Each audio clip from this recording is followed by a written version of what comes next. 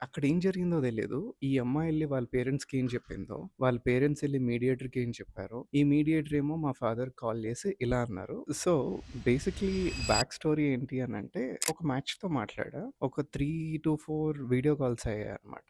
తర్వాత I told her లేదు నాకెందుకో ఇది వర్కౌట్ అవ్వదనిపిస్తుంది అని చెప్పి అదక్కడికి ఆపేసామన్నమాట. అక్కడేం జరిగిందో తెలీదు. ఈ అమ్మాయి ఎళ్లి వాళ్ళ పేరెంట్స్‌కి ఏం చెప్పిందో, వాళ్ళ పేరెంట్స్ ఎళ్లి మీడియేటర్‌కి ఏం చెప్పారో, ఈ మీడియేటర్ ఏమో మా ఫాదర్‌కి కాల్ చేసి ఇలా అన్నారు. మా ఫాదర్ వచ్చి మా మదర్‌ని అడిగితే మా మదర్ నాకు కాల్ చేశారన్నమాట. In our generation I think we need to follow a code. మిమ్మల్ని నమ్మి అవతల మనిషి మీకొకటి చెప్పినప్పుడు ఎస్పెషల్లీ మన జనరేషన్‌లో I think you should not share it to your parents. Because ఇది లీగల్ లా ఏం కాదు. We trust each other.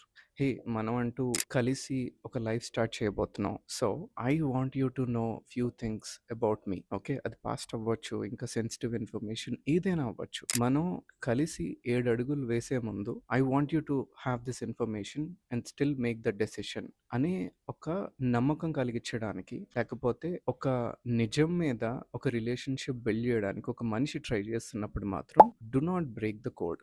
ఈరోజు మీరు అనుకోవచ్చు, లైట్‌లే చెప్తే ఏంటి ఆళ్ళకి తెలుస్తదా అని చెప్పి. But however if you have cross the age of 25 ఈ పాటికే మీకొక లైఫ్ ఎక్స్‌పీరియన్స్ వచ్చి ఉంటదనమాట. మీరు చేసినవన్నీ బూమరాంగ్ లేక మీకు ఏదో ఒక రోజు రివర్స్‌లో వస్తూనే ఉంటాయి. ఐ స్ట్రాంగ్‌లీ బిలీవ్ దట్ నేను కౌంట్ ఉంచుకుంటున్నానా, మీరు కౌంట్ ఉంచుకుంటున్నారని పక్కన పెట్టేస్తే I'm pretty sure that universe is counting everything. మీరు చేసినవన్నీ తిరిగి తిరిగి మళ్ళీ మీ వరకైతే పక్కా వస్తాయి.